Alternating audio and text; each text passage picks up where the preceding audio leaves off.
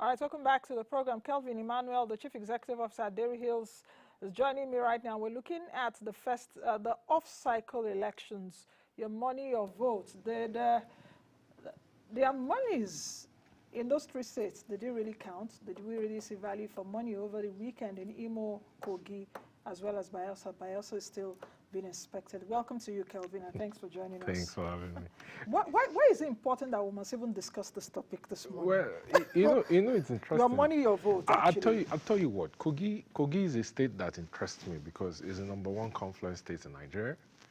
Kogi also has the highest number of solid minerals in Nigeria.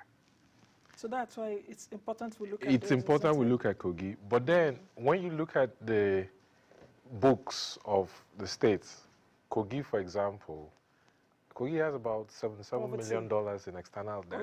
Okay. I thought you were going to talk about other macroeconomic numbers. Imo has 202 billion naira in domestic debt, about $58 million in external debt. Bayelsa is interesting because Bayelsa is a major oil producing state. I happen to come from Bayelsa, Brass local government. And Bayelsa has less than 3 million people. That's where you take water to.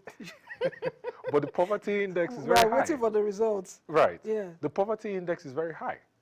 Last year, Bayelsa got 82 billion in 13% derivation. Bayelsa is the most dependent state.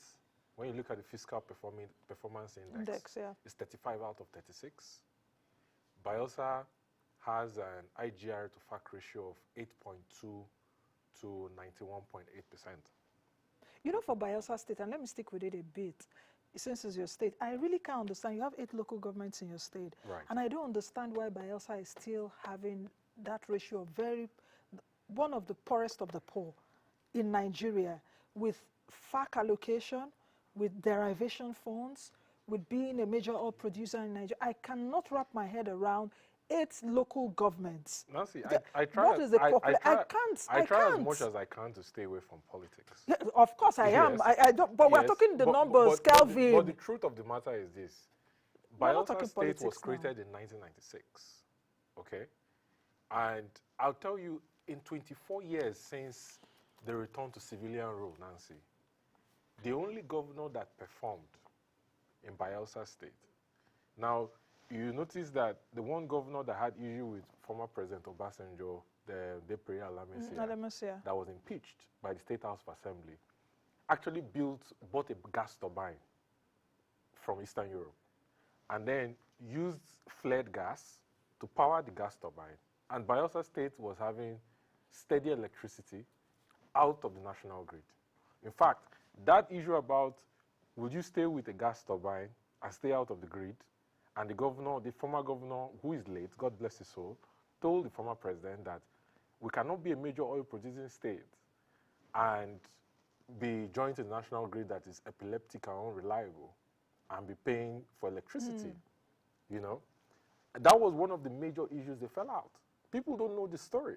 So the truth is that the person who has performed the most, who spent 6 years in office, was the late Depre Alamesia. And since he passed and left office in 2005, 2006, when he was impeached, the state has not been fortunate with leadership. And you produced a president. Your state produced a president. It's a President Joe, which coincidence? Anyway, what you say is a coincidence, but he was there for how many years? He was a president. Now we're dealing with political economy, you know, and it's really necessary. You mentioned earlier, I don't talk politics. Nothing concerns me and these politicians. But where it concerns me, now those numbers and what the politicians are doing, because at the end of the day, we vote in these politicians that will come up with policies and programs that will impact our pockets finally, isn't it? So even for Bayelsa, a state that produced the president, poverty rate is high. 8 local, you know, whenever I think about Bayelsa, like 8 local governments, and you guys can get your acts together, and the governors are just, you know. The late governor who was impeached actually built like a state medical center, huge. It's been abandoned since till today. I like to call Bayelsa like an extension of River State. Bayelsa is like a local government of River State, because you have a state where people have health emergencies and they rush to River State or Delta State, right? And you don't have vision in leadership. There is no vision. So what I'm hearing you say is that some states in Nigeria are not supposed to be states. That's what I'm hearing you say. Well, I'll be honest with you. Yeah, that some states are not, they can't even be financially independent because they were created from other states. If President Bola Tinubu was really keeping up with his ideology that has guided his ambition to become president, what he has said over the years, and really up for fiscal federalism, and the issue of derivation, principles of derivation, 5 principles: equity of states, land mass, population, IGR, and derivation. If we're really keeping it a buck and real, and we were to change the principle of derivation that guides the establishment of the Revenue Mobilization and Fiscal Allocation Commission, and say we're no longer going to share revenues in Nigeria based on the number of people in the state, the land mass of the state, yeah, the equity of states that says that all states are equal, derivation and IGR. We're going to share revenues based on IGR and derivation. Some states are not going to exist. They are either going to die or they're going to grow. Okay, let's take a look at what happened over the weekend. Do you think we got value for money? And let me situate it around this. Of course, INEC's budget for the 2023 elections, about 355 billion naira. This last supplementary budget that was just passed and approved by Mr. President, INEC got 18 billion naira. And when I looked at the 355 billion naira for INEC for 2023 elections, I saw that the INEC mentioned 2.6 billion naira for off-cycle elections in Bayelsa, Kogi, and Imo. With what you've seen, do you think we have value for money? Now, vis-a-vis, I want to situate it because when I was thinking about this, I was like, how much value do we derive from our elections vis-a-vis the monies we spent? INEC actually said that about 5.4 million registered voters across those 3 states, that's 5.4 million registered voters. When I took a look at Imo and Kogi for the voters that came out at this weekend to vote, in each state, in Imo and Kogi, Bayelsa is still pending. In Imo and Kogi, they were not up to 1 million. In fact, let me just say, to put perhaps invalid voters and all that, let's say we get about 700,000 in Imo, in Kogi, 751,551, less than 1 million people voted, as against 5.4 million registered voters, as against the monies that have been spent. So when I was going through this, I was like, as a private sector person, this is just woeful. There is serious voter apathy in Nigeria, and it's a result of the past general elections. There's voter apathy. In my own view, I think it's important that we confront the fact that elections is not supposed to be this difficult. There's supposed to be integration between all the identification, BVN and national identification. There isn't a need for permanent voters card. I don't see, I think if you integrate people's BVN and NIN, they should be able to vote with that, right? I also think that the issue of uploading results directly from polling units directly to a command center, yeah, it's important and should subsist. I also think that the issue of the people participating in nominating who becomes the flag bearer of their party, as against this, a few people will gather in a room and say, this is the person we pick, and the people are not represented in the choice of the party. It's important, okay? And to be honest with you, it's going to take a while for the government to build a trust they have with the people, because a lot of Nigerians they're tired, they're like, whatever wants to happen should happen. That's what you've seen with the elections. Kogi, there was a little bit of turnout because Kogi's elections are usually tribal, yeah? So there was a little bit of turnout and there was a little bit of a tribal tussle in Kogi. But I think there is a serious voter apathy, and it will come from the government intentionally trying to rebuild trust with the electorate. I'm just also thinking how much INEC has expended, and I imagine that INEC would have printed ballot papers, would have bought different things to conduct this election. And you're saying that all those things will be wasted. Taxpayers' money gone to the drain. What kind of conversations should we be having right now regarding how we should be conducting our elections to get value for money? You've talked about one voters apathy, and perhaps many Nigerians do not have confidence anymore in this election. What I'm also hearing you say is perhaps the use of technology. Because even during the general elections, I said it on public television, and I said, I don't understand, for the banked population in Nigeria, a bank, I have an ATM card, and my ATM card expired for months. And I think, was it 2 weeks ago, I just went, one of the banks I bank with. Kelvin, it did not take me 10 minutes with my name on the card. And I've actually said, are we really a serious country? Because in this same country, you will go into a bank and you will have all your details with a chip there and my name, and all sensitive details are there. And in this same country, INEC, I took it up with one INEC official, I think earlier on this year, and he was trying to give me excuses on the program. And I remember my colleague Benga said, you will not win this argument with Nancy, because I don't understand in the same country where your financial system is ahead of you. What exactly is the issue? There are 110 million people registered under the name with the National Identification Management Company, NIMC. So the question is, what is the use of the name? Why do you have National Identification Number? How do you synchronize the name with the BVN and also deepen financial inclusion? Because there are 65 million Nigerians with bank accounts. There are about 133 million bank accounts spread across banks in Nigeria. So if you can't integrate the National Identification Number system to your voter management application system, what is the use of the National Identification Numbering system? That's the question the government has to answer. I also think it's important that there should be a judicial review to ensure that going forward, all post-election judicial matters are done before swearing in. I don't see the need for court cases to stay, people are sworn in, and then they are still fighting in court.